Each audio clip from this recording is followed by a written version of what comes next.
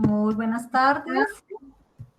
Buenas tardes. Bienvenidos y bienvenidas a nuestro encuentro del día jueves de la tertulia de Filociencia. Hoy con el tema, digamos, dando continuidad al tema de lógica, pero específicamente hablando del caso de la ley del silogismo disyuntivo, el tema de... Son pocos los temas, pero son profundos. Entonces quiero nombrar uno por uno. La ley de Morgan, las proposiciones bicondicionales y un resumen de las reglas de inferencia deductiva, que serán como pues la parte, para nuestro caso, como una parte de cierre al tema de la lógica, sin decir que con ello pues agotamos la temática, sino que pues es la intención de la tertulia tener más bien como un ejercicio ilustrativo, formativo para quienes también ven esta grabación y para quienes hacen parte de la tertulia. El propósito pues es aprender juntos y de construir pues un proceso de acompañamiento a través de este recurso con el cual ahora contamos, y por esa razón pues entonces tampoco es exhaustivo la manera en cómo abordamos los temas, sin decir por ello que no lo sean en forma rigurosa. Entonces, como para contextualizar un poco de lo que venimos entonces de como unas 3 o 4 tertulias abordando los diferentes aspectos de lógica, desde asuntos de tipo histórico, pasando por estas reglas que hemos estado estudiando y teniendo en cuenta algunos debates o discusiones históricas que han habido en medio del proceso y que con ello nos permitan también tener pues una claridad al respecto.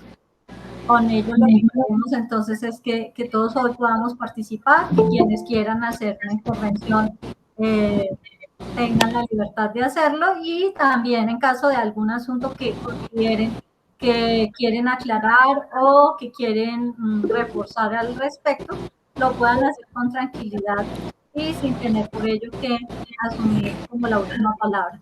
Entonces comenzamos con la intervención de Luis Francisco, quien está levantando la mano. Muchas gracias, apreciada Astrid. Hay algo que quiero contribuir a señalar para clarificar a todos los concurrentes y para quienes vean posteriormente este video, es que esta es una tertulia sobre filosofía de la ciencia y este es un espacio que es parte del trabajo que hace un grupo de investigación en filosofía de la ciencia que se llama Filociencia.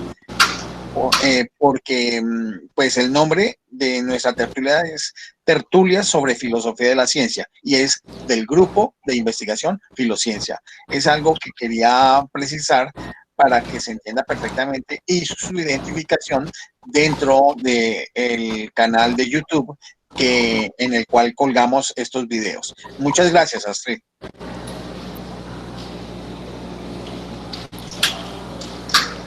Con mucho gusto. Creo que Armando tiene algo de interferencia externa, entonces Armando, mira, mientras, si puedes cerrar el micrófono, mientras, para que no interfiera. Eso, muchas gracias. Y cuando vayas a participar, entonces que lo puedas abrir.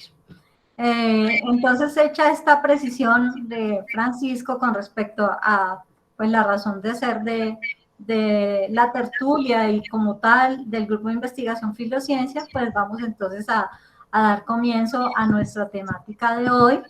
Y pues si alguien quiere comenzar, aunque usualmente, bueno, lo que yo hago es una introducción, lo que quise hoy solamente fue dar los referentes generales de la temática, dado que estos son asuntos muy puntuales sobre los cuales pues no creo como tan pertinente hacer un desarrollo. Listo, Luis Francisco. Gracias. Yo quiero preguntarle a los colegas contertulios si fue claro mm, si fue claro el concepto que aparece de la ley del silogismo disyuntivo, si fue suficientemente clara, porque aquí hay pues dos formas de presentarlo. Hay una forma que tiene que ver con la intuición partiendo de las cosas mismas, como en algún momento Luis Hernando lo planteó, y está la manera ya de orden abstracto lógico en su esquema de simbología. Entonces quería preguntar sobre eso para ver cómo lo podemos abordar.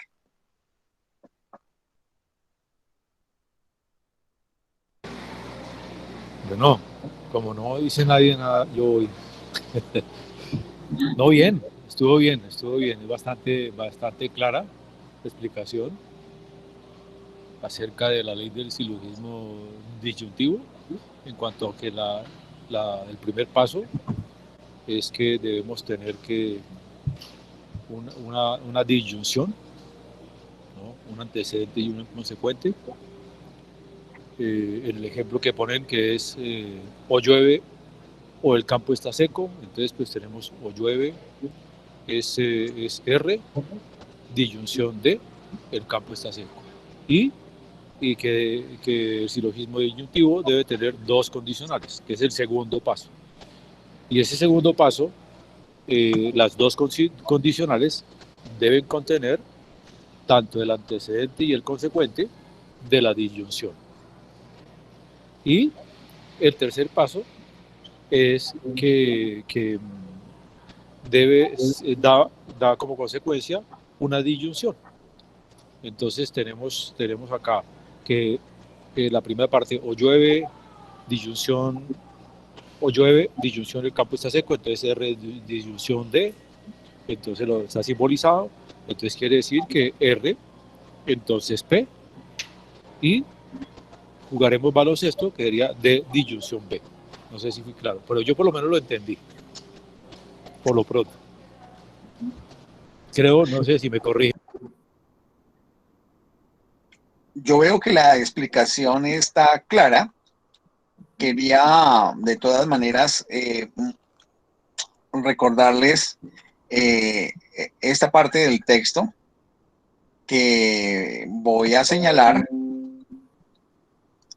donde dice: puede ser conveniente considerar que para aplicar la regla de el silogismo disyuntivo se han de dar tres pasos que son: primero, se hace una inspección general para comprobar que se tienen las dos condicionales. Entonces, recuerden, aquí tenemos el primero que señaló Armando, que es una primera afirmación o premisa disyuntiva. Y hay una segunda y una tercera que corresponden a dos premisas de implicación. Observen que en la primera está la afirmación R y o la afirmación D. Se consideran estas dos como una premisa. Después están R, que tiene un consecuente P, y D, que tiene un consecuente B. Entonces, observen que R y D son los antecedentes de estas dos implicaciones, pero al mismo tiempo R y D corresponden a la primera disyunción.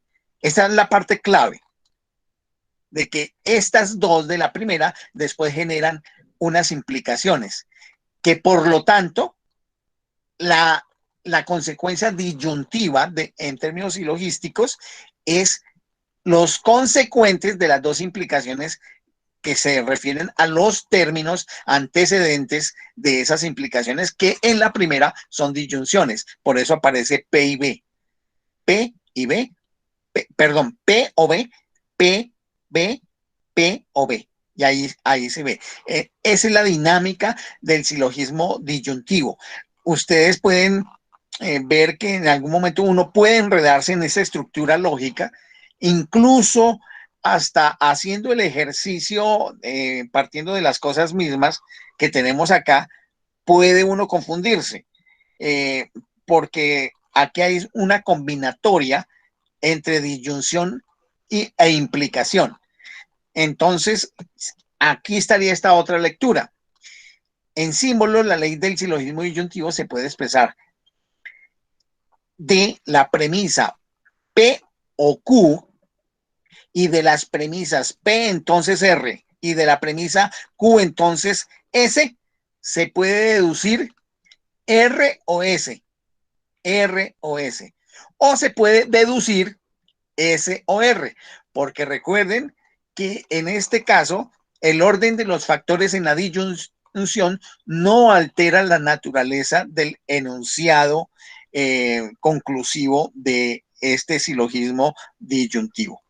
No sé si con esto también contribuyo a aclarar la naturaleza del silogismo disyuntivo o si genera cuestionamientos.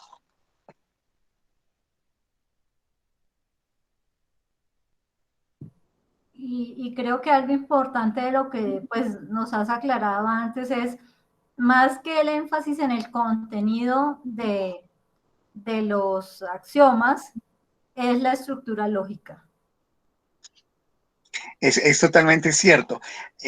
Y esa es una diferencia con algo que ahora más tarde les voy a presentar que tiene que ver con las formas de lógica, por ejemplo, que se plantearon en la India, en la antigua India, que están muy relacionados con algo que discutíamos la otra vez o que recordábamos la otra vez con Luis Hernando con respecto a los problemas que, por ejemplo, yo tuve en mi secundaria cuando trataba de establecer la naturaleza de validez de un enunciado, pero que yo me iba al contenido. Y aquí es el ejemplo precisamente de que no se tiene en cuenta el contenido, sino la estructura lógica. Lo que hay en el ejemplo, cuando vamos a las cosas mismas, al principio de o llueve, es porque se trata de ejemplificar con contenido, que es de una manera intuitiva con el uso del lenguaje. Pero si ustedes se dan cuenta, uno lo puede perfectamente desde el punto de vista lógico-matemático entender desde en la perspectiva simbólica. Esto sería algo interesante si en algún momento, no sé si Jason nos pudiera dar algún elemento, lo dejo ahí como para que de pronto él lo piense, ya que pues tiene algunos aspectos matemáticos que nos puedan. Sí, Luis Hernando.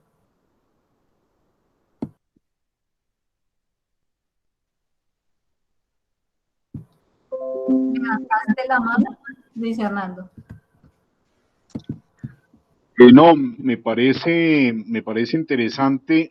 Bueno, yo capté lo de las fórmulas, pero al leerlas uno desprevenidamente, las normas y leer los ejemplos, digamos, en uno se refleja la tensión que hay entre ese debate de fondo entre los filósofos de estos temas sobre lógica y verdad. Lo pongo en otros términos. Cuando uno se repara mucho en el contenido, le parece que hay un razonamiento encadenado y el contenido puede pesar mucho y uno intuitivamente llega a la conclusión. Algo así como, dado que yo acepto la verdad de esto, pues ocurre lo otro. Ni bobo que fuera, pues diría el sentido común. Pero esa es la tensión entre fijarse, irse por el camino de la cosa o de los hechos o el razonamiento abstracto. Es decir, a mí me retrotrae, pues no hablo como experto, que ese debate en su momento de Russell y Wittgenstein permanece en estas discusiones. Si me permites, Astrid, estoy de acuerdo con el planteamiento que hace Luis Hernando, y por eso es que es recomendable no tratar de buscar la argumentación en la verdad de los enunciados, de las premisas, sino en la validez del razonamiento.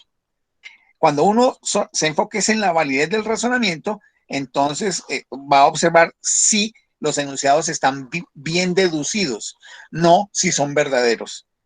Esa es una distinción que es bien importante para el caso de la lógica matemática y la lógica simbólica, que es la validez de la deducción de los enunciados. Ahora bien, El caso de la lógica sentencial o lógica filosófica toca los puntos que está diciendo Luis Hernando, porque allí están los contenidos. Y por supuesto, cuando se habla allí de verdad, no estamos hablando de una verdad epistémica, sino estamos hablando de unos criterios de certeza en la afirmación, para evitar todo el problema epistémico y ontológico que significa la expresión verdad. Entonces podemos hablar de la certeza de los enunciados. Ese es un asunto que quería como precisar a raíz del planteamiento juicioso que hace Luis Hernando.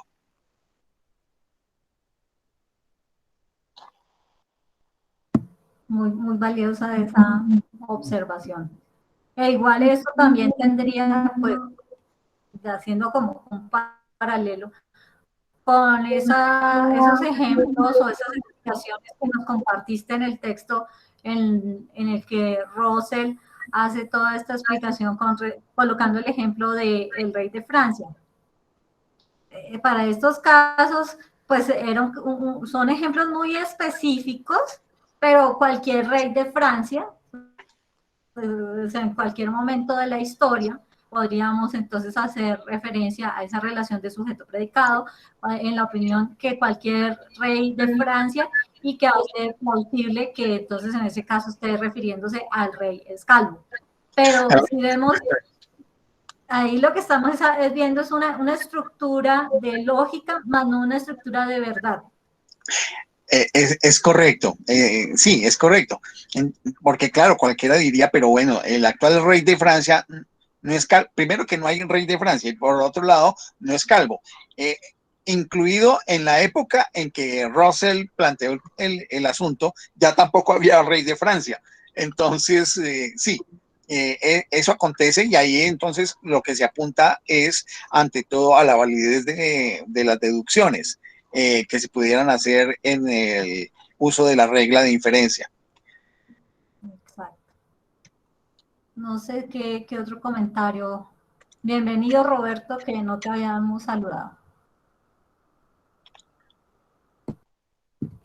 Pues si vamos viendo también es que esto lo que nos ayuda es también a hacer como un sentido pragmático en la forma de interpretar o de comprender procesos de razonamiento, que pues en mis términos yo diría que lo que hace con ello es ayudarnos a tener como la economía en el pensamiento y en el lenguaje para poder actuar o para poderlo llevar a las aplicaciones que en su momento consideremos que nos puedan servir. Es como lo que he encontrado que de utilidad en el sentido de la construcción de reglas lógicas, y en el otro sentido de cómo uno mismo aprender a construir esa coherencia o ese seguimiento a un ejercicio de procedimientos para poder describirlo de manera concreta o sencilla. Una de las cosas que a uno se le dificulta cuando está escribiendo, por ejemplo, un texto para un informe, un texto para un trabajo, es cómo decirlo en pocas palabras, pero siendo preciso y teniendo claridad. Y a mí me parece que estos ejercicios de lógica son útiles para eso. Sí, Luis Francisco. Sí, lo que acaba de decir Astrid es necesario dentro de las aplicaciones de lógica sentencial, por ejemplo, en la escritura de artículos científicos. Si bien es cierto que uno está enfocado en un artículo científico a plantear la certeza de los enunciados que está emitiendo, uno puede hacer perfectamente en la construcción de los párrafos los ejercicios argumentativos con los conectores lógicos por un lado y con los conectores de tipo gramatical para expresar las ideas que se están señalando, e incluso se pueden formalizar como ejercicio previo para ver si hay una consistencia desde el punto de vista lógico sentencial de lo que uno va diciendo. Por supuesto, vale decir que esto es como, son ejercicios para darle mayor consistencia a la redacción que uno va haciendo en un artículo de acuerdo con una estructura que va desde el abstract, la introducción, el planteamiento de problema, metodología,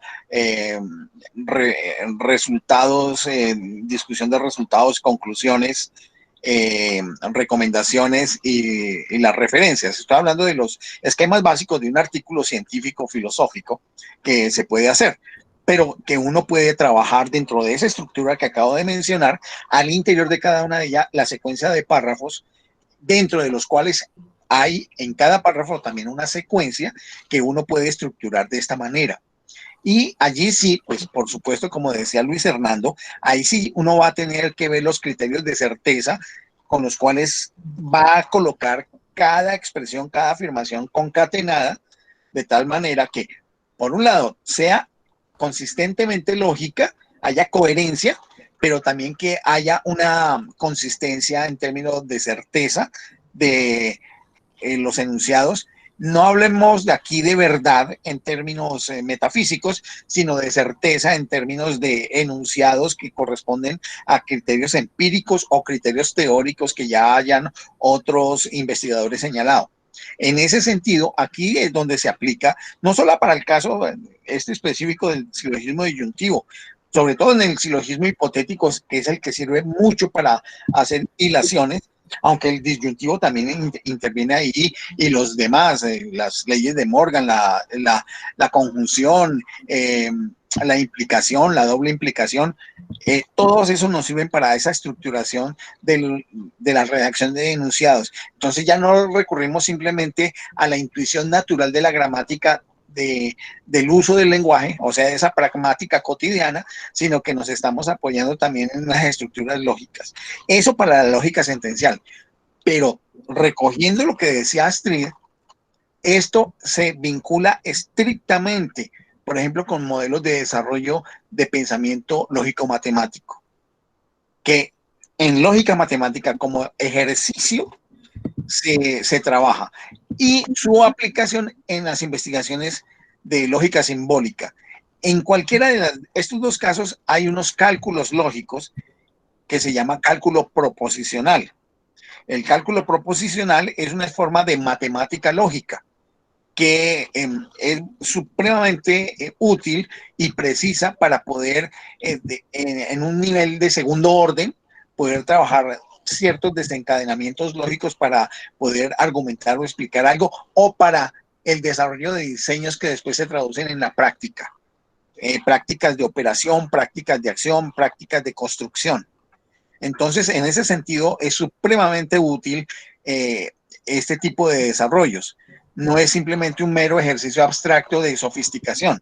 No, tiene todas estas aplicaciones, y es muy bueno poderlo decir acá, señalar la utilidad que tiene la lógica matemática, por supuesto, la lógica sentencial y la lógica simbólica, como el conjunto de las llamadas lógicas clásicas de la era contemporánea.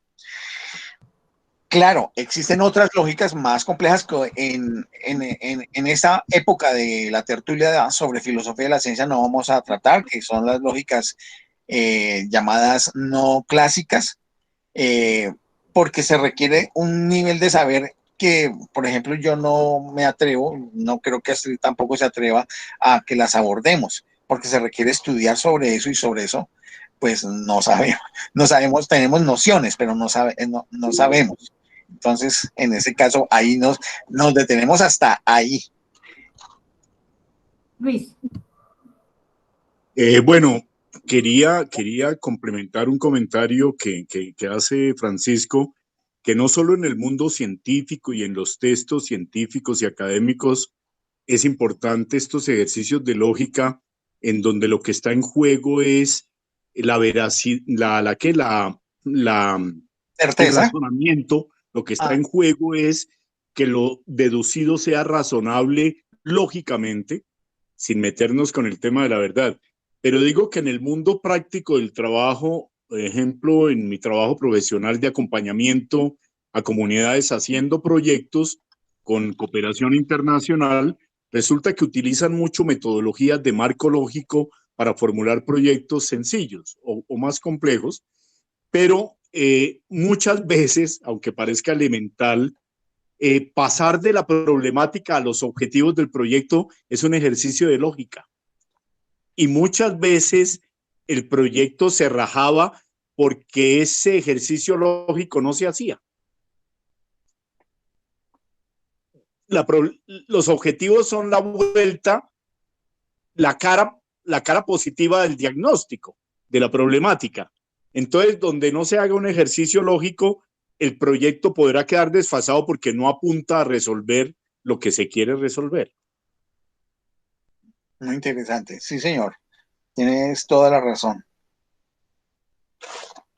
Ahí vemos tantas aplicaciones que muy seguramente también hasta ahora son como unos visos generales de cómo poder aplicar este ejercicio de lógica. No sé si entonces les parezca que pasemos a las leyes conmutativas. Sí, pues estas son muy sencillas. La verdad, como señalaba el texto, son unas leyes que están derivadas del sentido común del pensamiento y del uso del lenguaje humano y de la misma operación humana. Por ejemplo, tenemos que si decimos Galileo murió en 1642 e Isaac Newton nació en 1642. Tenemos esa premisa que tiene dos proposiciones atómicas. Podemos concluir, por lo tanto, que Isaac Newton nació en 1642 y Galileo murió en 1642. ¿Qué es lo que hemos hecho? Simplemente hemos trocado el orden de los enunciados. Es muy simple, pero esa ley conmutativa es como la ley conmutativa en matemática. 4 más 3 es igual a 7. 3 más 4 es igual a 7. Ese cambio, esa conmutación, no altera en absoluto en la validez del enunciado. Aquí ocurre exactamente lo mismo, porque no se altera absolutamente ningún elemento, dada la naturaleza de los contenidos de las afirmaciones que se han hecho. No sé si quieran decir algo al respecto, si hay preguntas o comentarios. Buenas tardes, Francisco. Hola, Roberto, muy buenas tardes. Quisiera hacer un comentario ampliatorio a lo que se acaba de decir respecto a los proyectos. ¿Puedo? Claro. Se mencionaba que la conexión entre un planteamiento de un problema y la formulación de objetivos en un marco lógico, ¿cierto? Sucede que ese es un trabajo que hice durante muchos años, por mi trabajo justamente de asesoría a comunidades en partir de problemáticas y identificar algunos proyectos. Sucede que por lo menos el documento originario, donde uno ha encontrado la metodología de esto que se llama el marco lógico, que es muy usado institucionalmente, especialmente en las organizaciones internacionales, el planteamiento del problema es lineal, o sea, bastante empírico positivista. Y en ese planteo generalmente se consigue un diagnóstico final del razonamiento, y eso es lo que después se pone en futuro en el formato del marco lógico. Y entonces lo que se hace es, lo que era una complejidad, se vuelve un problema a solucionar, eligiéndose, ¿no? Se elige en el proceso. Ahora, yo en mi trabajo me di cuenta que eso era un poquito lo que está pasando ahora con el asunto de lo sanitario, ¿no? Se elige el tema de la salud, de la necesidad de vacunas, etcétera, etcétera, en un contexto complejo, pero al elegir eso nomás, se destruye la economía, se destruye una cantidad de otras cosas y es todo ese problema social que está teniendo todos nuestros países por haber reducido una complejidad a un tema significativo. Al punto que se hace la dicotomía, si te contagias es una alternativa, si no te pones vacuna te mueres. ¿Y por qué? Porque nuestros hospitales, etcétera, etcétera, o no tienen las vacunas o no están ya preparados para atender a un entubado. No hay más aspirina, no hay más una serie de cosas. Es un poquito como un ejemplo cercano. Ahora, yo me di cuenta que cuando se pasa del planteamiento lineal del problema previo al marco lógico a otro enfoque, que pudiera ser un enfoque de sistemas, vamos a decir, nos sale un solo diagnóstico de unidad, vamos a decir, sino sale una red de los problemas que generan lo que uno arriba después ve como problema, y entonces el marco lógico se queda un poco limitado para plantearse, aunque se pueden hacer ampliaciones, pero tomar entonces la red como el diagnóstico, no el problema elegido como en forma de reducida.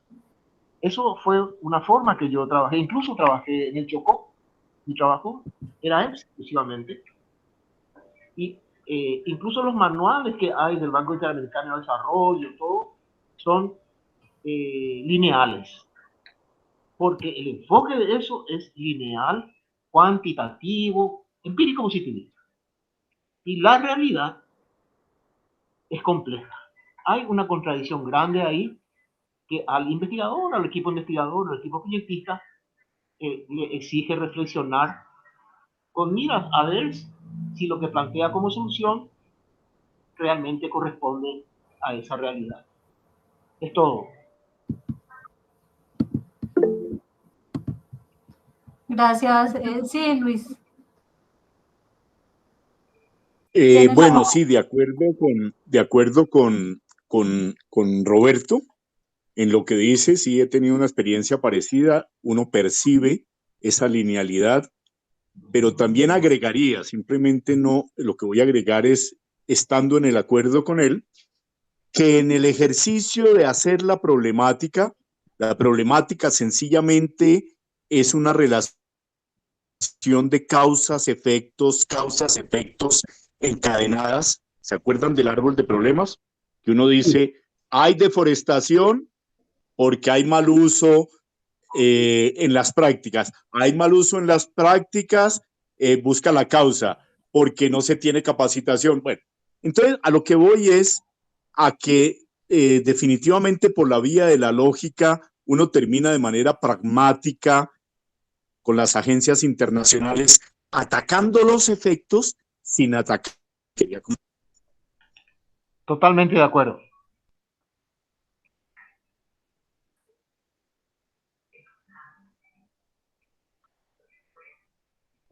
Se le cortó la conexión.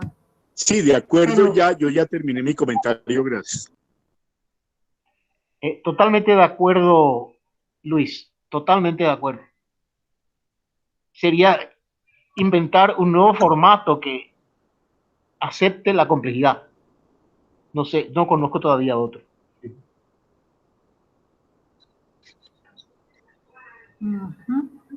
Bueno, aquí tenemos una defensa de una visión causal en la visión lógica y una de perspectiva compleja. Bueno, el asunto es el siguiente.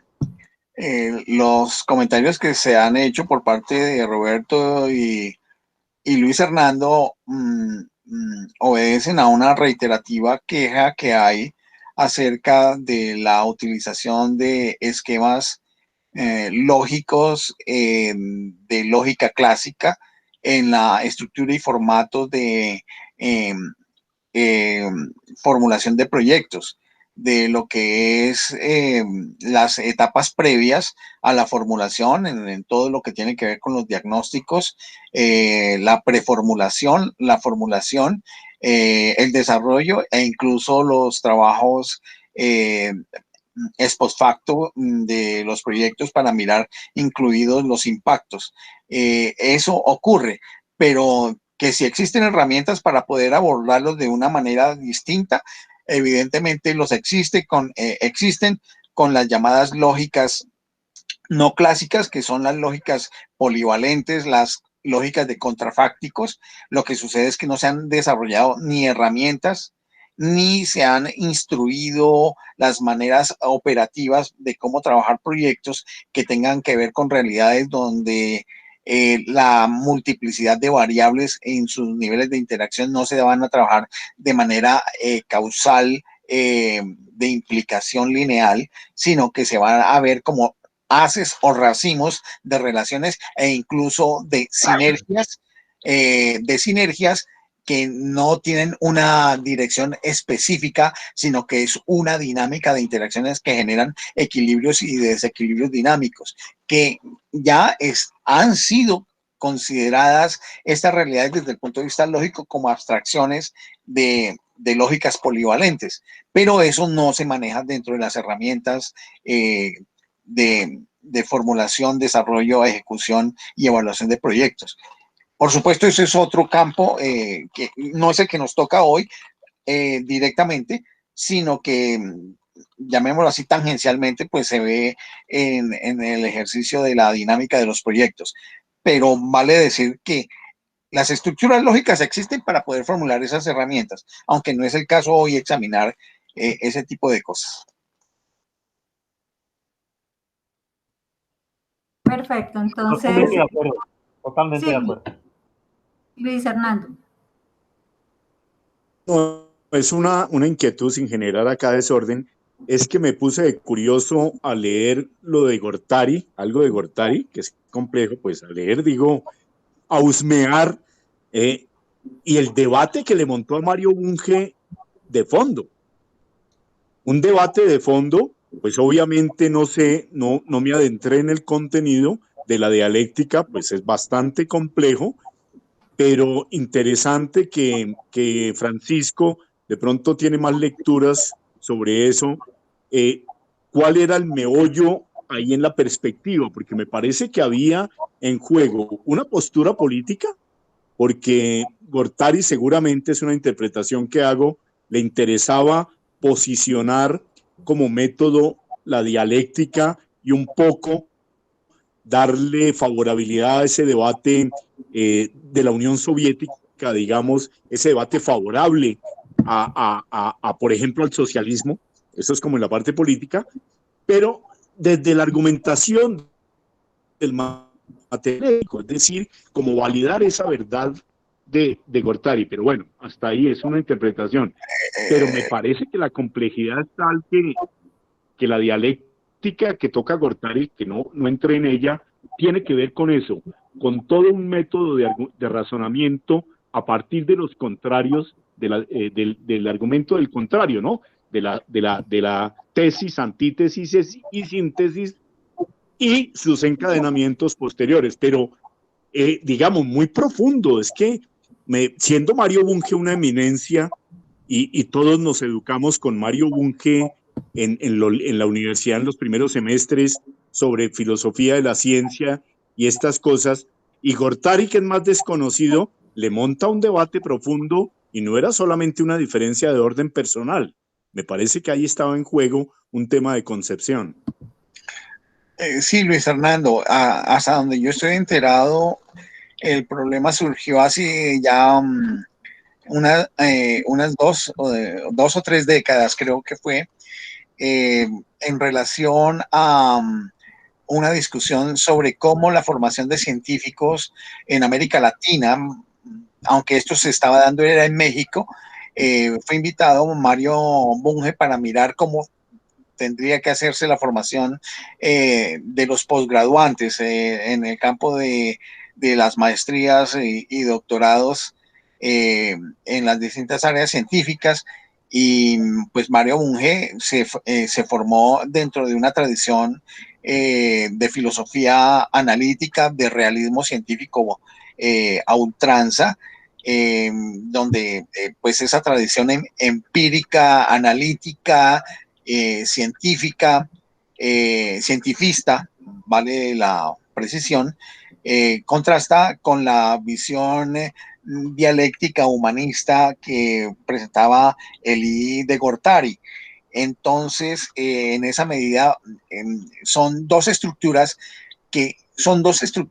por un lado, teóricas, epistemológicas, ontológicas, una derivada desde el materialismo dialéctico, y que tiene unas consecuencias en la lógica y por lo tanto en la metodología de la investigación, que implica estructuras lógicas para hacer investigación y para escribir ciencia. Y por el otro lado, la tradición de una filosofía de tipo realista, positivo, positiva y por supuesto cientifista, basada en lo empírico, con una base ontológica fuerte de tipo metafísico, que reconoce la existencia de un mundo objetivo independiente de la conciencia, donde todos los valores del positivismo clásico, del positivismo lógico y también de la visión heredada de la filosofía y la ciencia con sus estructuraciones lógicas de teorías, contrastaban con las posiciones de Elie de Gortari, con respecto a cómo tendría que hacerse la formación de los posgraduantes, en este caso pues de México, pero el profesor argentino la extendió a todos los problemas de la formación de académicos posgraduantes en América Latina. Y fue un debate que al final de cuentas tenía un fondo que era político, y que hacía parte de todo el problema de la Guerra Fría en los bloques ideológicos que se formaron alrededor de esta misma Guerra Fría. En eso consiste el asunto, y pues ello sí toca aspectos de lógicas, las lógicas clásicas, por supuesto aplicadas a la investigación, de parte de Mario Bunge, y la perspectiva de la lógica dialéctica formalizada por parte de Elie de Gortari. Muy bien. Gracias por Luis Hernando por esa pregunta, y a Francisco pues por esa ampliación a la pregunta de Luis Hernando, que también nos van dando un panorama de todo lo que estamos queriendo recorrer o aprender o obtener como parte de la formación. Sí, Astrid, quería decir una cosa, y es que como nos vamos dando cuenta con lo que van surgiendo de inquietudes, no podemos en ningún momento, digamos, dejar de lado en segundo plano el estudio de las lógicas, comenzando por conocer las distintas lógicas que existen. Por eso ahora más tarde les voy a hacer una muy leve exposición acerca de una perspectiva lógica, por ejemplo, la lógica en la India clásica. Perfecto. Bueno, pues como para retomar esto que traemos de la condición conmutativa, pues uno podría decir que es como muy básico, muy simple este cambio o en el orden que llevan las proposiciones, pero en esencia yo lo que veo que, digamos, con un punto clave en este apartado es el hecho de que siempre y cuando esas premisas correspondan a algo que, pues aquí se llamaría como algo cierto o como algo válido, por ponerle más bien un término que sea menos de condiciones de valoración. Y en ese caso, siempre y cuando esas premisas tengan ese carácter de validez, pues desde luego que la conclusión de las premisas nos debe llevar a una respuesta de validez o de certeza, porque pues ambas están jugando en la misma lógica, así que no interesaría el orden. Solo en ese caso valdría esa regla. Claro, eso que estás diciendo es importante, Astrid, y se le puede agregar que esas, digamos, cambios, esas conmutaciones, solamente pueden operar para dos tipos de conector. Por un lado, aplica para las conjunciones o para las disyunciones. Y ese O que estoy diciendo es un O inclusivo. Porque uno puede decir P y Q es equivalente a decir Q y P. Pero también uno puede decir P o Q y es equivalente a decir Q o P. Y en ese sentido, esa ley conmutativa aplica. Y es básicamente eso, no tiene mayor, llamémoslo así, misterio. Es básicamente eso. Pues es que ahí está en el ejemplo que está dentro del texto, ¿no? O X es igual a 5 o X es mayor a 5 y que luego entonces en el cambio de ese orden, pues viene a representar o a dar el mismo valor de. ¿Sí? ¿Y vas a decir? No sé cómo de pronto Estela, Armando, como para ir intercambiando.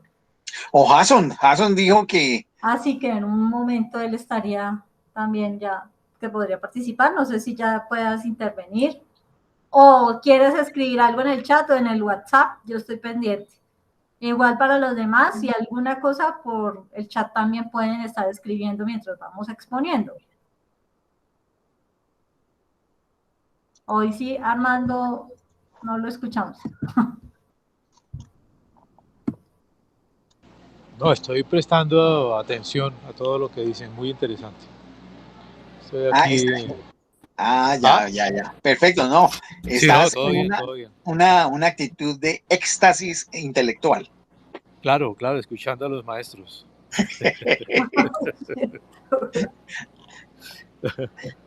Bueno, entonces, así, pues avancemos entonces. Listo, entonces revisemos a ver qué tal si revisamos entonces lo de las leyes de Morgan, que aquí encontramos una cantidad más amplia de, digamos, de ejemplos o de condiciones, donde se dice que en el lenguaje pues corriente a veces hay proposiciones enunciadas de manera distinta que tienen el mismo significado, y ahí vamos viendo con los ejemplos que nos da el autor del texto. El primer ejemplo, entonces, no llueve y no hace sol. Se puede también expresar de forma algo forzada diciendo no ocurre que llueva o que haga sol. Esto es como para tomar otra vez en cuanto a los contenidos, pero en cuanto a la estructura lógica, pues entonces negación de P y negación de Q, se puede concluir que la negación de P o de Q. Miremos a ver qué podemos como también encontrar en esta reflexión o en esta revisión de la estructura lógica.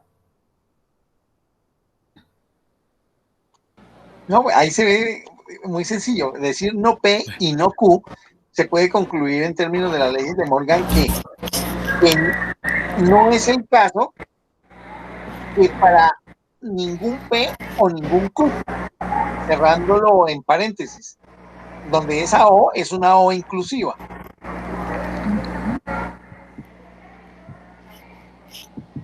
Bueno, este tiene más pelos. Las leyes de Morgan las veo con más pelos. Hay como tres características para empezar a hablar de las leyes de Morgan, y son, digamos, la conjunción, la disyunción y la negación, por un lado. Y las formas en que los símbolos se van, digamos, que cambiando. Aquí yo no me voy a meter en el tema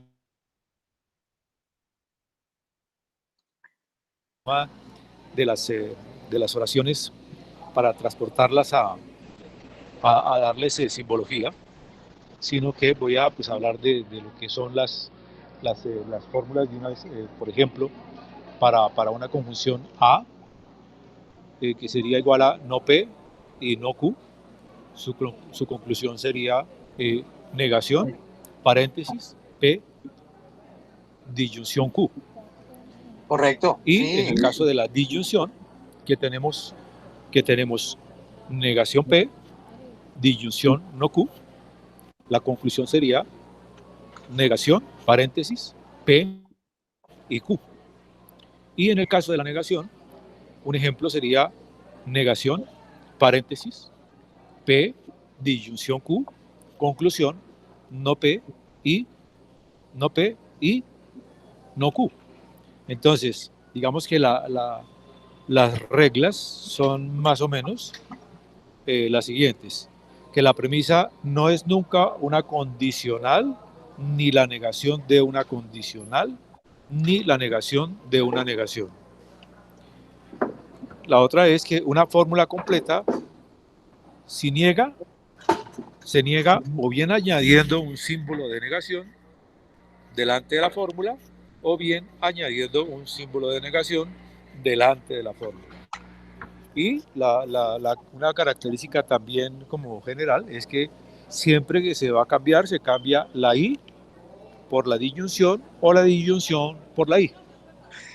Sí, pero eso lo hace justamente la ubicación del paréntesis. Miren que es Sí. una fórmula matemática.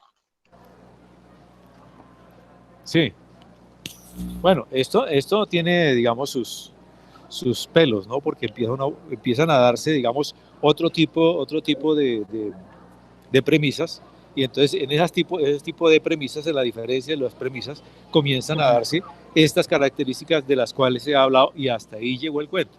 Porque digo, bueno, el paréntesis, cuando niego el paréntesis, cuando encierro en paréntesis, por ejemplo, yo puedo tener y eso sí nos lo va a explicar el doctor Francisco, que por ejemplo tengo no P, ¿cierto? Que es una negación, no P, paréntesis, P y Q, cierro paréntesis, y la conclusión es P, disyunción no Q.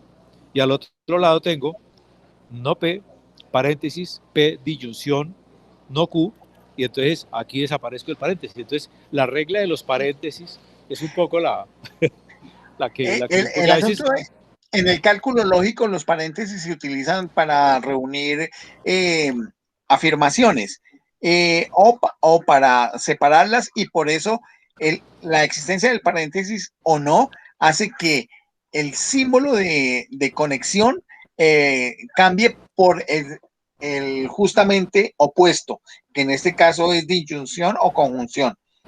Esto aplica para estos casos.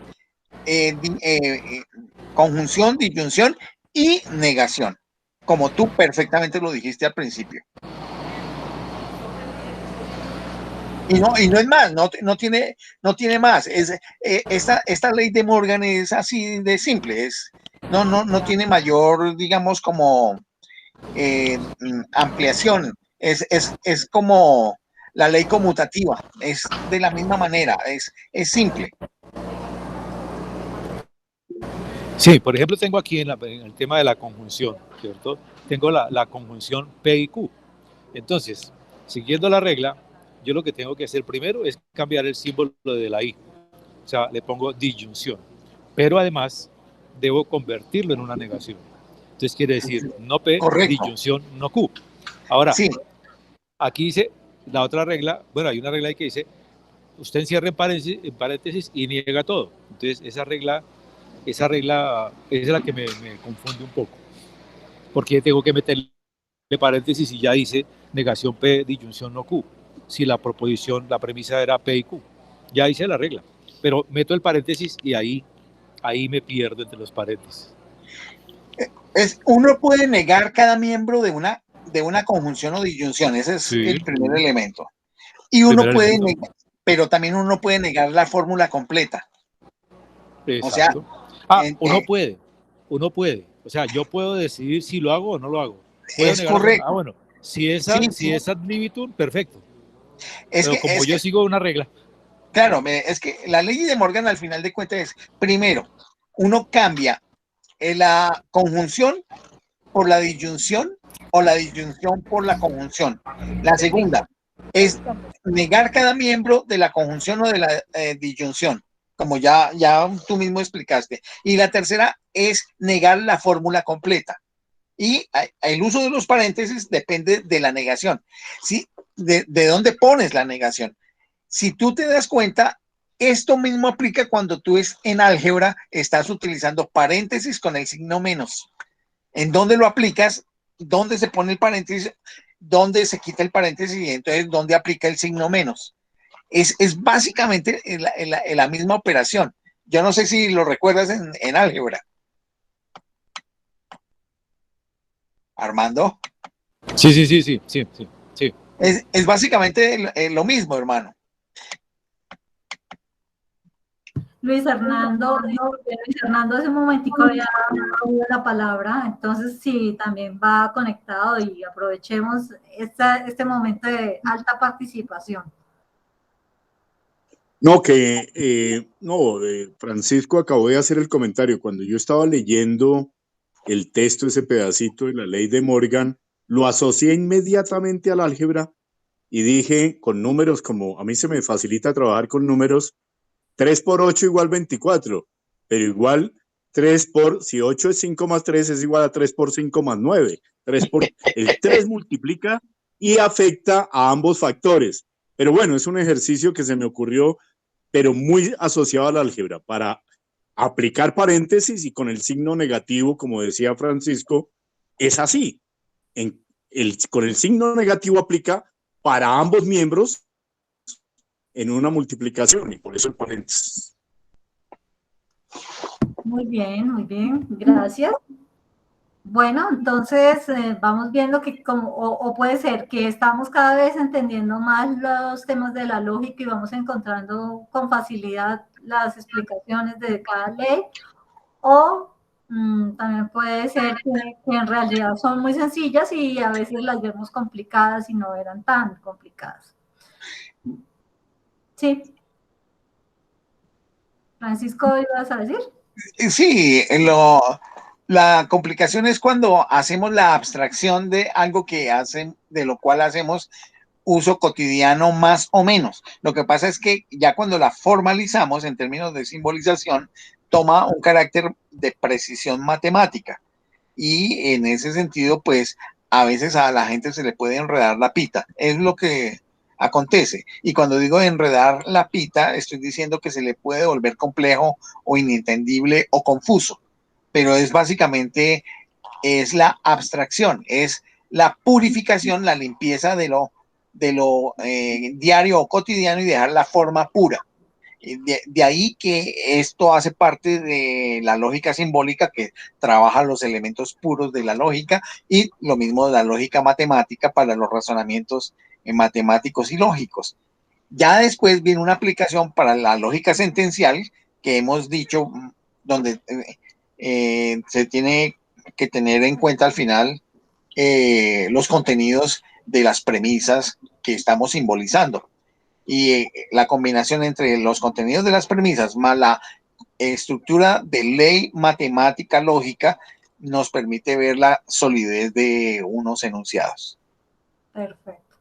Listo. Entonces, hasta donde llevamos, decimos que hemos trabajado con base en proposiciones moleculares. Ahora vamos a tomar las proposiciones bicondicionales. Entonces, recordemos que el símbolo del bicondicional es la doble flecha. Doble implicación. La doble implicación, gracias. Y que nos está indicando sí y solo sí. Entonces, estas proposiciones se utilizan en términos de enlace que se denominan proposiciones bicondicionales.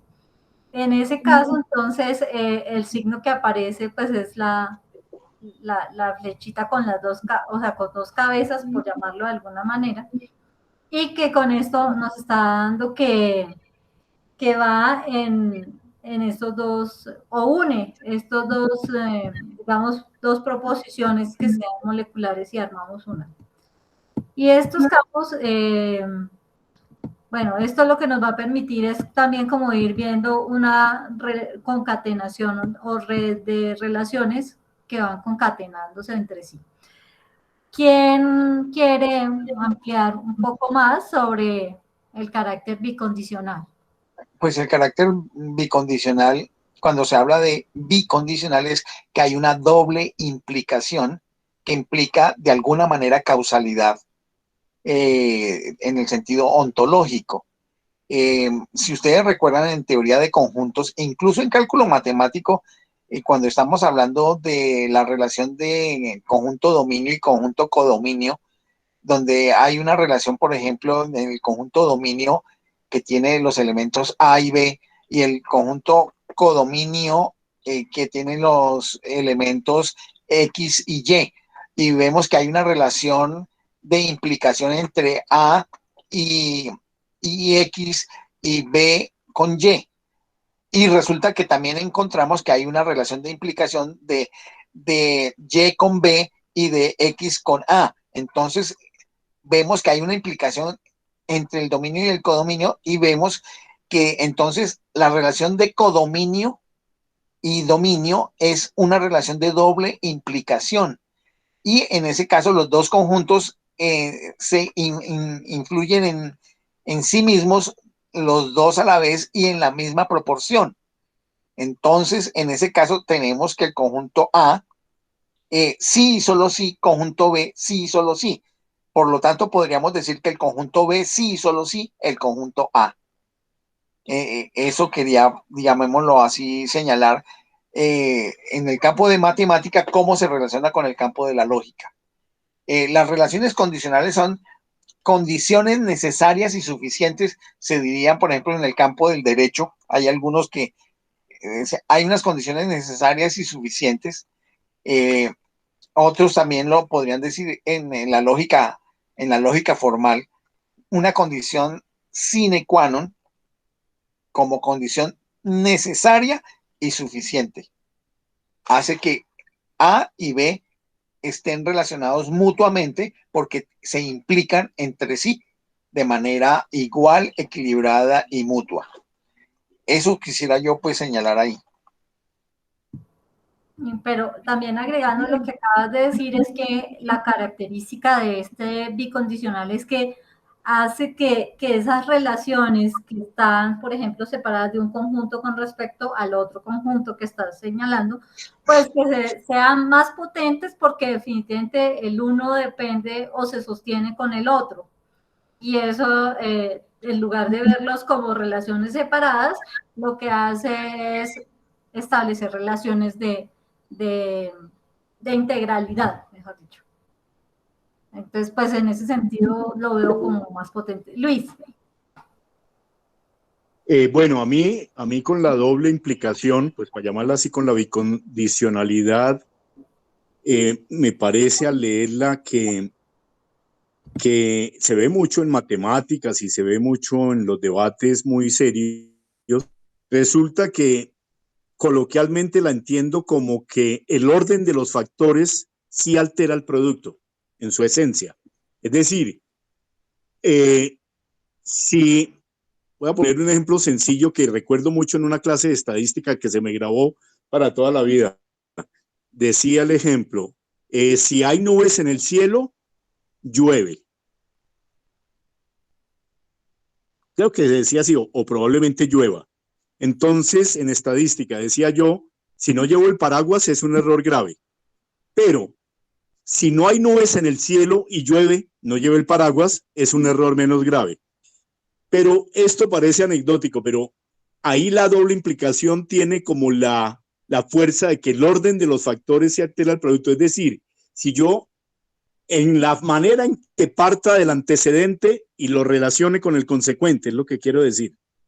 Y se da si el consecuente es igualmente implicable sobre el antecedente, que es la bicondicionalidad.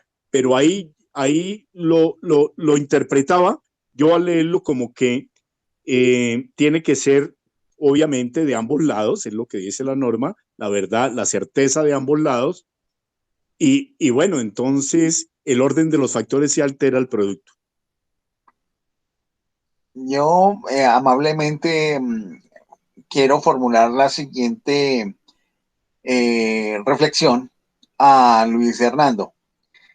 En la doble implicación, el antecedente es al mismo tiempo consecuente y el consecuente es al mismo tiempo antecedente. Entonces, si yo invierto, si A implica bicondicionalmente a B, necesariamente B implica bicondicionalmente a A. puedo colocar A doble implicación B es equivalente a B doble implicación A. No vería una alteración entre el producto de estas dos enunciados. Estoy tratándolos no desde el punto de vista de un ejemplo, por supuesto, de un ejemplo inmanente como hizo Luis Hernando. Lo hago desde el punto de vista de estructura lógica. Y es que ahí donde yo veo que hay los problemitas que tenemos cuando partimos desde el punto de vista intuitivo inmanente, desde las cosas mismas, para mirar la fórmula, o cuando partimos desde la fórmula misma para analizar su estructura. Sí, de acuerdo, de acuerdo. Bueno, el punto es que entonces vamos encontrando que en la medida que se van avanzando en esas reglas de inferencia, se van haciendo con mayor el grado de complejidad también, por el hecho de que se va pudiendo también jugar con las reglas anteriores e incluirlas a las nuevas. Y eso entonces demanda un mayor, digamos, nivel de concentración o de buscar la coherencia en la aplicabilidad de las reglas.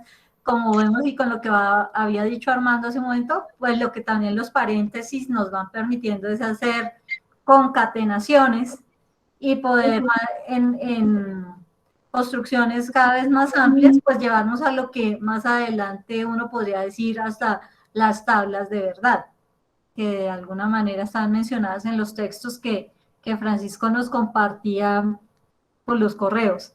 Y es como cada vez se van estructurando en redes más amplias el juego de estas reglas y estos, digamos, mecanismos. No sé si hasta aquí quieran alguna... Luis Hernando pidió la palabra. Listo, Luis.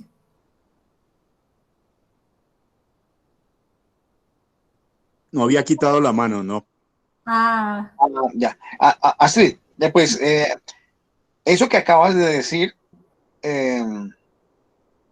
se vincula con el hecho de que si tomamos cada una de las leyes de inferencia que se han examinado y empezamos a hacer un trabajo de cálculo proposicional, donde proposición es lo mismo que premisa, entonces nos vamos dando cuenta que se pueden articular las distintas leyes de inferencia en algoritmos, es decir, secuencias de operación, donde pueden haber paréntesis pequeños o paréntesis más grandes, donde se pueden identificar tipos de inferencias, donde dentro de una inferencia haya otro cúmulo de inferencias, pero que a su vez esa es parte de una inferencia mucho más grande. De hecho, si ustedes lo vieron dentro del documento, voy a intentar aquí participarles de un ejemplo para eso, para mirar eso. Se darán cuenta que ese tipo de cálculos se pueden hacer y de una manera bastante, ¿cómo diríamos? Bastante compleja. Vamos a ver si está por acá. Como de integración, de red de integración. Ya les digo, es que quiero mostrarles, pero vamos a ver si ya, a ver si ya apareció. Ya apareció. A ver, vamos a ver aquí.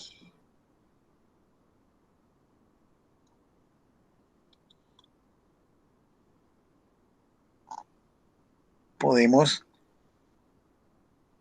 tener aquí, por ejemplo,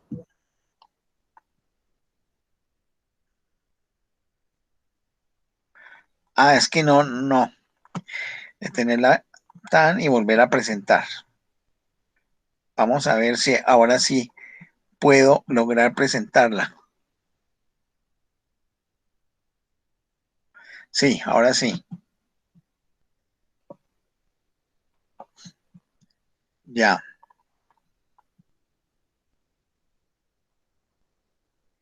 Tenemos aquí en el ejercicio de las bicondicionales. Por ejemplo, tenemos esta que estoy señalando acá. Observen esta primera que está aquí. Si P, entonces Q, pero Q con doble implicación sobre S y P. Aquí nosotros podríamos señalar sin paréntesis un tipo de enunciado que sería una especie de bicondicional donde P, entonces Q, bicondicional S y P. Pero nosotros la podemos convertir en una condicional exclusiva. Porque podemos coger este mismo enunciado, pero decir con este paréntesis que colocamos acá, que esta es una primera premisa que genera implicación sobre este conjunto, que es otra premisa que a su vez es una bicondicional más una conjunción. ¿Me hago entender? Y así podríamos desarrollar posteriormente mayores sumatorias más complejas. Pongámoslo aquí, en este otro ejemplo. Tenemos en este caso una premisa P que tiene una condicional sobre este conjunto. Y este conjunto tiene a su vez dos expresiones, no una como aquí, sino dos, en la que hay una bicondicional acá más una conjunción. Siendo esta una y esta otra. Entonces, podemos darnos cuenta que el cálculo proposicional está muy relacionado con el uso de los paréntesis de acuerdo con el tipo de desarrollo de demostración que vamos a hacer, que pretendemos demostrar. Y esto es aplicación de leyes matemáticas. Esta aplicación de los paréntesis tiene que ver con leyes matemáticas, donde hay unas adiciones, unas disyunciones, unas negaciones que funcionan equiparablemente a ciertas operaciones matemáticas, generando algoritmos, es decir, secuencia de operaciones, en este caso lógicas, pero que en matemática, pues son matemáticas, pero que tienen un fondo lógico. No sé si con esto trato de dar la explicación de la relación directa entre lógica y matemática.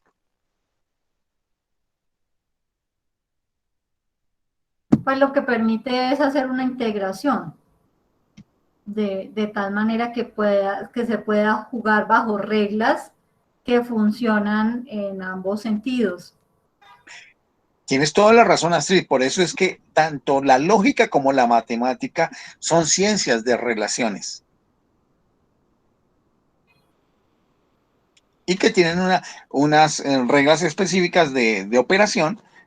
Claro, cada una tiene sus propias reglas, aunque en conjunto entre las dos tienen unas reglas semejantes, aunque la matemática tiene también sus propias reglas que no necesariamente se derivan de la lógica, sino de la propia matemática. Por eso la discusión ontológica y epistémica, si la matemática se deriva de la lógica o si tienen desarrollos independientes, pero que hay una relación entre estructuras de leyes de operación entre las dos, sí las hay. Así es. Bueno, pues igual a mí siempre este tipo de ejercicios me hace pensar que igual pasa con otros campos de las ciencias, donde también, a pesar de que sean disciplinas diferentes, tienen relaciones de implicación unas con otras, como lo que pasa, por ejemplo, con la química y la física, en algunos casos de la matemática con la física, pensando en el sentido de que las ciencias no son campos aislados, sino que aquí estamos en red de relaciones donde lo que tenemos es que tener claridad con qué reglas están jugando para no caer digamos, en confusión o en vacíos para la construcción de argumentos. Claro, Astrid, tienes razón en la reflexión que estás haciendo. Y aquí vale la pena tener en cuenta algo que hace que aparezca siempre el orgullo y la prepotencia matemática. Porque la matemática, y hablo de la matemática pura, la matemática pura tiene su propia naturaleza que después es utilizada, esa naturaleza, en el desarrollo de las distintas demás ciencias. Eh, Y en ese sentido es que los matemáticos se consideran que son omnipotentes y omnipresentes porque penetran todas las demás ciencias y que lo que hacen las otras ciencias es alimentarse de los modelos matemáticos para poder estructurar su trabajo de investigación en tanto en lo empírico como en lo teórico. Y en el caso de la lógica, pues la lógica compite con la matemática de alguna manera. Los lógicos y los matemáticos tienen sus tensiones, por supuesto, pero la lógica también penetra todas las demás ciencias. ¿En qué sentido? En el sentido de las estructuras simbólicas y matemáticas y en el sentido de las estructuras ya no simbólicas, sino de contenido de certeza en lo que es la demostración de los enunciados de los contenidos de teoría con relación a los sectores de realidad a los cuales pretenden dar explicación. Entonces, quería pues señalar eso, que por eso estas dos ciencias, la lógica y la matemática, son consideradas ciencias formales, ciencias de la forma como opera el pensamiento y que después se traducen en las ejecuciones de las demás ciencias. Y eso es lo que pues acontece, pues hasta donde va mi comprensión sobre el asunto. No sé si también por aprovechar un poco el tiempo y ganar como en experiencia, esto que tú nos dices que nos puedes compartir sobre el tema de la India. Sí, listo, vale, vamos a hacerlo.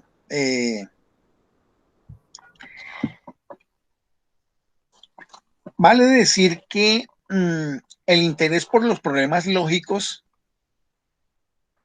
aparecieron en la India desde el siglo VII antes de nuestra era o antes de Cristo.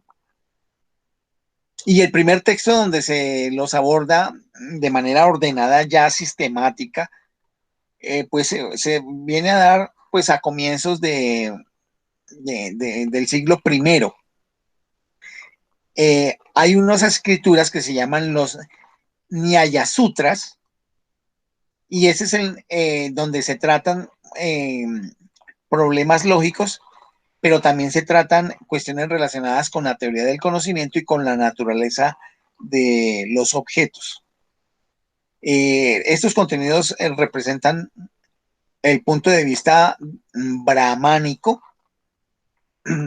al que con el tiempo se van oponiendo otros textos de lógica, los de las escuelas budista y de la escuela jaina,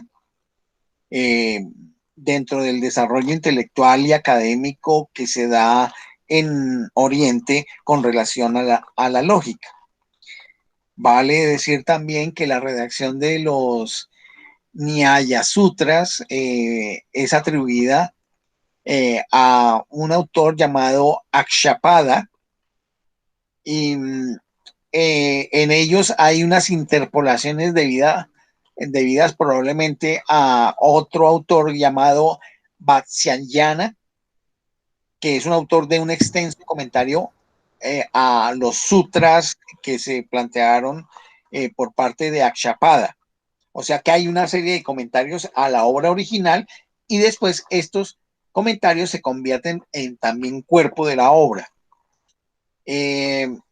Hay otros comentarios de Udoyakara, perdón, en el siglo VII, de Bachapati Misra del siglo IX, que escribieron a su vez comentarios sobre lo que ya habían los dos primeros autores señalado, polemizando con los lógicos de las escuelas budistas y jaina. Posteriormente, el más grande de los lógicos brahmánicos, que se llama Ganyesa, en el siglo XII, hace nuevos comentarios al respecto. Y los lógicos budistas más importantes del siglo V, y los jainitas también del siglo VIII hacen comentarios sobre estos desarrollos. O sea que ustedes se van dando cuenta con lo que estoy contando. Es una obra que se va sumando a lo largo del tiempo con comentarios sobre comentarios, sobre comentarios, sobre comentarios. Y vale decir que a pesar de que hay algunas semejanzas que posee esta lógica hindú con la de Aristóteles, también es cierto que se ha desarrollado independiente de ella. Y vamos a mirar la característica fundamental de esta lógica que se conoce como lógica indostánica y que más la diferencia de la aristotélica se da es en su esquema del silogismo, que en un comienzo consta no de 3 proposiciones como se da en Aristóteles, de primera proposición, segunda proposición y conclusión. El esquema general es de 5 proposiciones. Voy a ver si les puedo aquí proyectar el ejemplo que conseguí de esas 5 proposiciones. Vamos a ver si es posible aquí proyectarlo. Sí, aquí lo tengo. Entonces vamos a examinarlo. Tenemos acá, observen ustedes, tenemos una primera proposición que dice, en la colina hay fuego. La segunda, porque hay humo. Observen que entre la primera y la segunda hay una implicación que diríamos en Occidente con la lógica nuestra, la lógica matemática. La tercera dice, donde hay humo, hay fuego. Es como una proposición explicativa. Y miren cómo lo señala, donde hay humo, hay fuego, como en una cocina. La cuarta proposición dice, así es la colina, como lo señala la tercera proposición explicativa. Entonces, esto deriva en una conclusión y es que, por lo tanto, en la colina hay fuego. Observen que hay una derivación minuciosa y detallada y con mucha fuerza basada en el contenido de las proposiciones. Entonces, si continuamos viendo esta enunciación que tenemos aquí, podemos decir que podemos señalar, a ver,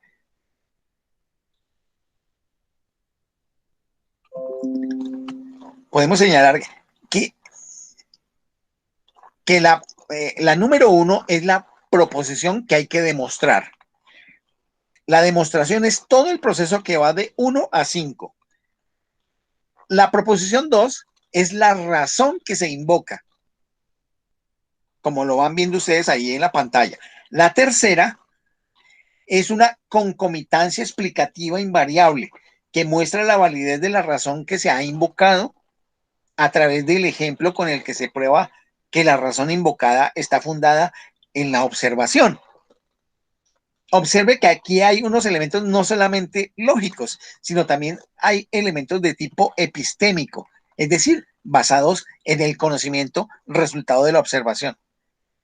En la 4 hay una contrastación, comparación con el caso del cual se está tratando el proceso de desarrollo de esta demostración. Y el quinto, se trata de la misma proposición inicial, pero convertida ahora en conclusión. Observen ustedes. Vale decir que en los primeros esquemas, la proposición 3 solo contenía el ejemplo. La concomitancia invariable es un agregado de lógicos posteriores, teniendo en cuenta lo que yo les dije, de que había comentarios sobre comentarios y que a través del tiempo pues fueron como perfeccionando, llamémoslo así. La repetición de la proposición inicial en la conclusión se asemeja al procedimiento de nuestras demostraciones matemáticas en que se enuncia la hipótesis a demostrar y luego se repite ese enunciado, pero convertido en tesis demostrada. Al final de cuentas, ustedes recordarán que toda demostración al final de cuentas va a resultar siendo una tautología. Es decir que A es igual a A. Pero en eso se convierte la matemática y se convierte la lógica. Son desarrollos minuciosos que al final de cuentas terminan en una tautología. Por supuesto, donde yo indagué, pues no lo señala, es una conclusión que yo hago a partir de lo que he conocido de lógica y de matemática. Los críticos jainas, que junto con los budistas dieron sus aportes a esta lógica indostánica, llegaron a sostener que el silogismo constaba de 10 miembros, de 10 componentes, no de los 5 que, por ejemplo, acabo de señalar. Y decían que esto era así, pues a cada uno de estos 5 se agregaba otro que lo fundamentaba o lo explicaba. Esto hacía pues que el desarrollo lógico fuese no interminable, pero sí muy extenso. Y los lógicos budistas llegaron, por el contrario, a sostener que tan solo constaba de 2 miembros el silogismo, y ofrecían un esquema del siguiente tenor. Escuchen bien: donde hay humo, hay fuego. Y aquí hay humo. No se dice nada más. Cuando se dice eso, es ya de antemano está la respuesta. Aquí hay fuego, pero no se lo dice. Recuerden bien, donde hay humo, hay fuego. Y aquí hay humo. Ya está ahí la conclusión. Por lo tanto, aquí hay fuego, pero no se dice. Sosteniendo que la conclusión es inútil porque no agrega nada a la demostración misma. Es decir, que un silogismo se reduce a la afirmación de un hecho y a la invocación de la razón que lo prueba, que lo demuestra. Aquí vale decir entonces que la lógica de la India tiene una sutileza extraordinaria en lo que se refiere al análisis de los sofismas, en los que llegan a distinguir centenares de tipos diferentes. En las lógicas que yo les envié a ustedes hay un libro, el de Copy, donde se clasifican 32 tipos de sofismas, pero aquí se tienen dizque centenares. Llamémoslo así, la diferencia esencial con respecto a la lógica de Occidente es que nunca ha querido admitir que tenga validez un razonamiento meramente formal. La lógica indostánica siempre se ha aferrado a través de los siglos a la necesidad de ofrecer en todo razonamiento un ejemplo gracias al cual se muestra que el razonamiento se refiere a entes, hechos o cosas reales y no a meras formas vacías o abstracciones, como es en el caso de la lógica occidental. Eso quería compartirles. No sé qué les amerite a ustedes pensar esto que acabo de contarles.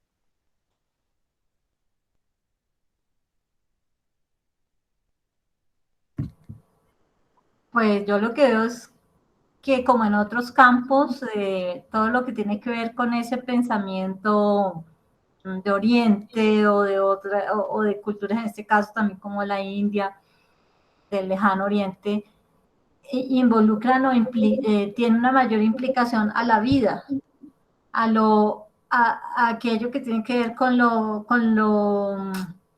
como lo esencial, lo que es el ser en sí, haciendo énfasis a algo heideggeriano, porque es la experiencia vital.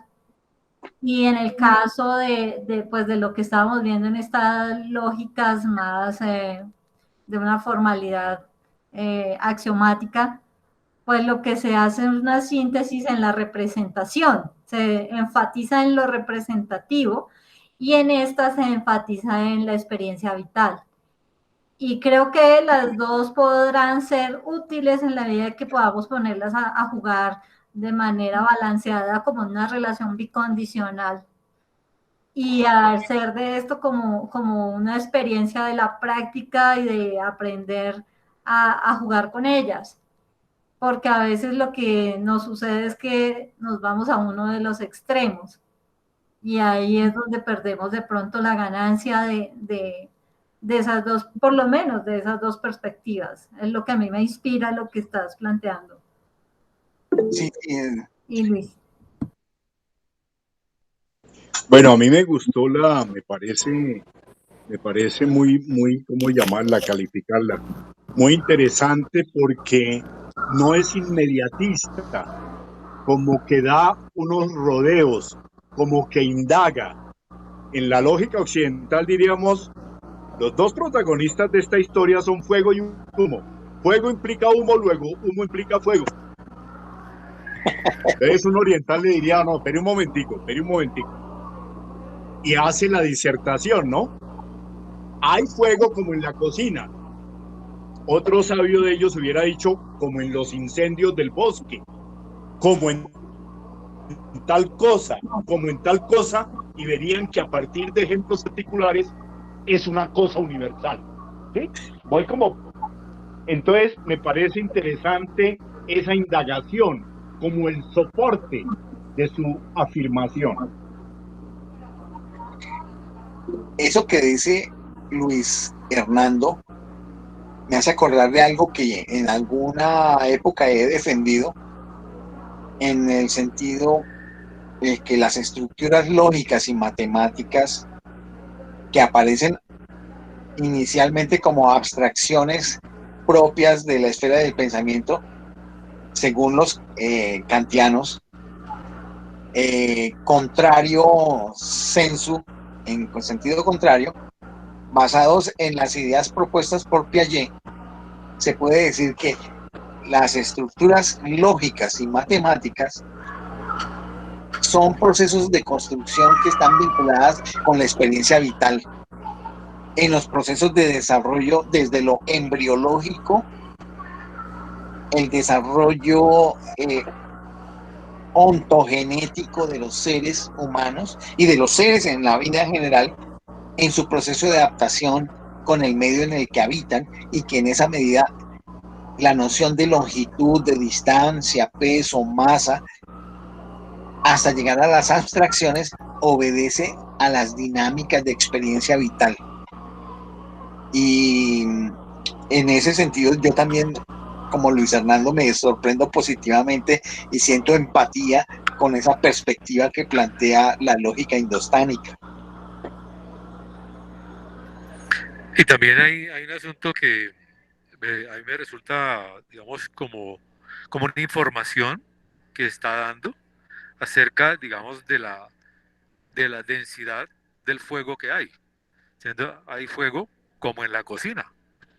Luego es un fuego menor, ¿no? Están dando una información ahí. Y fíjate que seguimos hablando del humo y del fuego, pero ese tema, y se desarrollan los 10 miembros, pero el miembro que de pronto estaba dando la información, digamos, clave acerca del fuego, como que quedó por allá. Y de algún modo percibo como este aspecto de la metáfora en la India, ¿no? O toda esta situación de la cultura en China, que son como muy sintéticos, muy precisos y poco dados a establecer más signos, más palabras, más verbo sobre algo que definitivamente puede ser dicho con 3 o 4 frases y nada más. Eso me parece curioso, pero fíjate que están hablando de 10, ¿no? Eso es lo curioso también. Sí, claro, los jainas, pero los budistas son los que señalan de 2 nomás. A mí me gusta la de los budistas porque eso me hace acordar del budismo zen en estos poemas, en estos poemas o textos que se llaman los koanes. en ese tipo de poemas donde se dicen cosas muy cortas, pero tienen una gran significación. Yo recuerdo que Roberto en alguna oportunidad, ya se fue Roberto, me lo señaló hace ya muchos años. Sí, y te deja además también con una frase que tú puedes asumir una conclusión de acuerdo a tu experiencia mental. Es como eso, Correcto, ¿no? sí. También Sí, sí, sí. queda algo allá en el aire, piensa lo que tú quieras, lo que a ti se acomode a lo que tú piensas, pero no te das cuenta de eso, piensas eso, Sí, simplemente. sí, Si sí. hablaras con otra persona, entonces seguramente diría, no, eso no fue lo que quiso decir. Fíjate que me estás haciendo pensar en la política, ¿no? Que los tipos se sueltan con párrafos de vainas, dicen 50 cosas y al final todos dicen, a mí no me gustó y a mí sí me gustó y todo el mundo termina hablando del sujeto y bueno, y lo que hace es como botar mucha información y generar diálogo, generar interferencia, etcétera, pero que se hable, porque lo que importa es que se hable y agarrar la mayor cantidad de votantes, pero ese no es el tema. Sí, sí, pero eso que estás diciendo sobre lo que se deja ahí me hace acordar de la sabiduría de los maestros que sueltan una frase, no dan mayor explicación y de acuerdo con el terreno fértil del alma del discípulo habrá determinado tipo de cultivo y tiene que explorarlo, eso que señalabas Armando. Y en esa medida, pues por supuesto, también recuerdo a Wittgenstein con referencia a que hay ciertas cosas que no se pueden decir, que tan solo se pueden mostrar, y aquellas cosas sobre las cuales no se puede decir mayor cosa, es preferible cerrar la boca. Sí, la frase de los límites de tu lenguaje son los límites de tu mundo. Sí, sí, sí, correcto.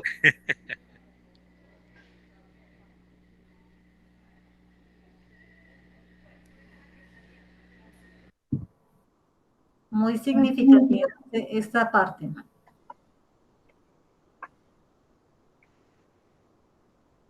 Estela, ¿quieres mencionar algo? Ay, sí, ya llegué, perdón. Es que estaba haciendo otra cosa y yo alcancé el fondo a escuchar a Francisco que decía que la lógica era un juego de relaciones. Y entonces me quedé con ese pendiente de que cuando volviera, quería volver a ese punto, cuando regresara quería volver sobre el punto porque en el lenguaje la gramática también es un juego de relaciones y es un juego de relaciones semánticas. Entonces, pues, jalando agua para mi molino, quería, quería dar ese granito de arena. Perdón que me tuve Claro. que presentar, pero yo estaba oyendo, a lo lejos yo estaba oyendo. No, pero con toda la razón, Estela, porque la estructura gramatical de todas las lenguas tiene una base lógica. Así haya ciertas variantes entre unas y otras, hay una base lógica, la cual sí es, llamémoslo así, atravesada o está atravesada en la naturaleza de la conciencia humana. No importa la cultura, la raza, eh, la etnia, como se le quiera decir, eh, eso está atravesado y entonces esas formas están vinculadas también con las formas de operación, la operación del ser humano en su experiencia vital, en el mundo que le rodea. Y es por eso que indudablemente la lógica es una construcción que se da a partir de la experiencia vital y que se traduce también en la lengua, en las lenguas, ¿no? Así. La pragmática universal justamente trata ese problema de cómo hay una relación directa entre todas las lenguas de unas formas de organización de los enunciados que es común a todas las lenguas para señalar cierto tipo de cosas que es subyacente a las mismas Los y que universales lingüísticos. sí, que en alguna medida tienen una expresión en la estructura gramatical de las distintas lenguas del mundo. Sí, y en ambas juegan unas reglas de operabilidad, Claro, correctísimo, sí, sí. pero en el lenguaje las reglas se pueden variar. Por eso es que una lengua genera otra lengua. Y generalmente se varían no por la parte culta, sino por la parte del vulgo, o sea, la gente, ajá, los que más hablan mal son los que finalmente van a tener la supremacía de esa lengua, y por eso fue que el latín generó el francés, el italiano, el español, y pues lo que ahora nos parece un error terrible gramatical, pues dentro de poco va a ser la regla común, y eso es una cosa que ha estado sucediendo mucho con el internet, perdón, con el chat, bueno, sí, cuando llega el chat, entonces la gente decía, algunas compañeras decían, ay, no, es que la gente ahora está leyendo y está escribiendo. No, se inventaron unas reglas totalmente diferentes al lenguaje oral y al lenguaje escrito común. Y hay un poco más de universalización, porque ya no es la particularidad que se habla en España o que se habla en Argentina o que se habla en Colombia o que se habla aquí. Ya algunos utilizan el, que me da una patada en el hígado, el tal que, como la K y otra cantidad de cosas como de símbolos, ¿no? Terminamos como con jeroglíficos, con caritas, metiendo todo dentro del mismo saco, ¿no? Claro, podemos en algún momento llegar a ciertas expresiones como las encontradas en las cuevas de Altamira, o en otras regiones del mundo donde hay registros eh, paleontológicos sobre actividad humana. Pues eso era básicamente eso que quería No, muy comentar. bien, no, chévere, gracias. Bueno, creo que hoy ha sido muy enriquecedor porque hemos ido de las abstracciones que nos muestra la lógica simbólica hasta unas reflexiones de la vida y de la filosofía a través de este ejercicio que nos has planteado como en la segunda parte de, de la tertulia. Viéndolo en conjunto, creo que hemos hecho un ejercicio de caminar sobre aspectos centrales de la lógica y que nos abren posibilidades para seguirlas trabajando y que muy seguramente en la tertulia van a aparecer de nuevo, porque eso es lo que nos ha ido sucediendo en este año de trabajo a través de la tertulia por este medio, que de una u otra manera es que hay que recuperar a veces cosas que se han dicho en otras tertulias, dado que tienen otra vez un sentido o una razón de ser para la temática que siga. Así que esto solamente es como una apertura y que muy seguramente vamos a volver sobre los temas de la lógica. Entonces, me parece pertinente con los minutos que nos quedan presentarles unas ideas a los colegas sobre cuál será entonces nuestro próximo tema o la forma como vamos a proceder. Bien, ¿lo haces tú o lo hago yo? No, hazlo ya que pues... Ya, bueno, listo. Estuvimos hablando con Astrid acerca de las siguientes las siguientes procesos de trabajo dentro de la tertulia sobre filosofía de la ciencia, y nos encontramos pues que hay temas que son candentes y vigentes, y uno de ellos se trata de las relaciones entre ciencia, tecnología y sociedad. Entonces vamos a hacer, yo creo que unas 3 o 4 tertulias con temas relacionados con ciencia, tecnología y sociedad. Eh, Nosotros enviamos pues un documento para que lo examinen, pero esto no exime que ustedes indaguen otros documentos para poder hablar sobre el tema. Siempre es, digamos, como un pretexto el documento, pero ustedes pueden indagar donde las fuentes que consideren pertinentes. Ese es un primer asunto. Un segundo asunto que quiero señalar es que en este momento, en este instante, se está desarrollando por otra vía una tertulia o charla eh, denominada adaptación evolutiva y adaptación ontogénica. La distinción es todavía sostenible, dada por Gustavo Caponi a través de un canal de YouTube que si ustedes lo consideran, pues lo puedo colocar ahorita aquí en el chat para que ustedes, si quieren ingresar, pues... Mejor en el correo, porque es que este chat después se borra. Es que es en este instante la tertulia. Ah, ya. Ah, ya, ok. Es en ese instante. Igual pueden ir después a la grabación. Sí, pueden acceder a la grabación. Yo ahorita terminado esto, me voy para allá.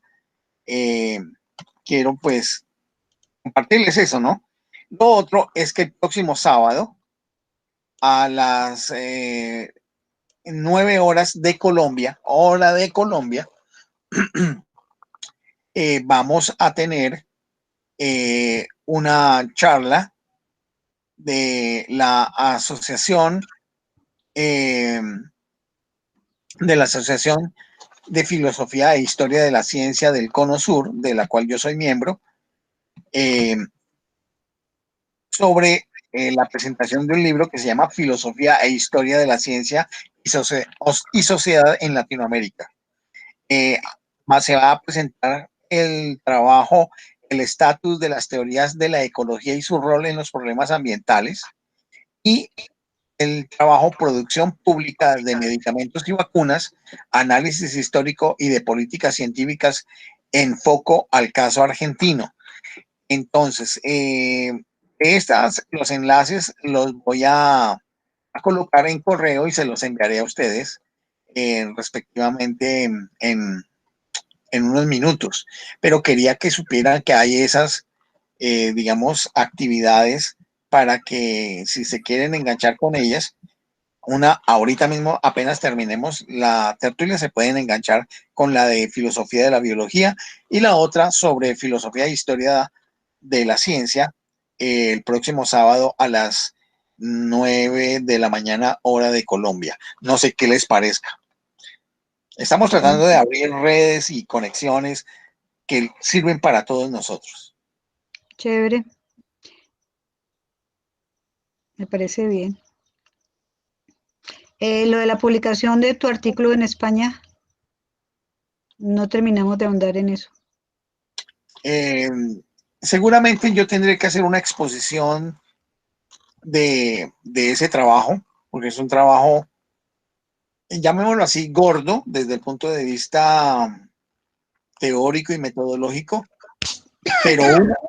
pero una vez hayamos abordado varios elementos sobre las relaciones entre ciencia, tecnología y sociedad, podemos abordar el documento mío, porque es necesario primero tener claridades sobre las relaciones de ciencia, tecnología y sociedad para después abordar el problema de la tecnociencia y de la tecnociencia geoestratégica, que es lo que yo trabajo.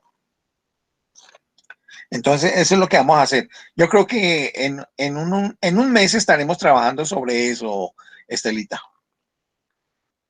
Ok, gracias.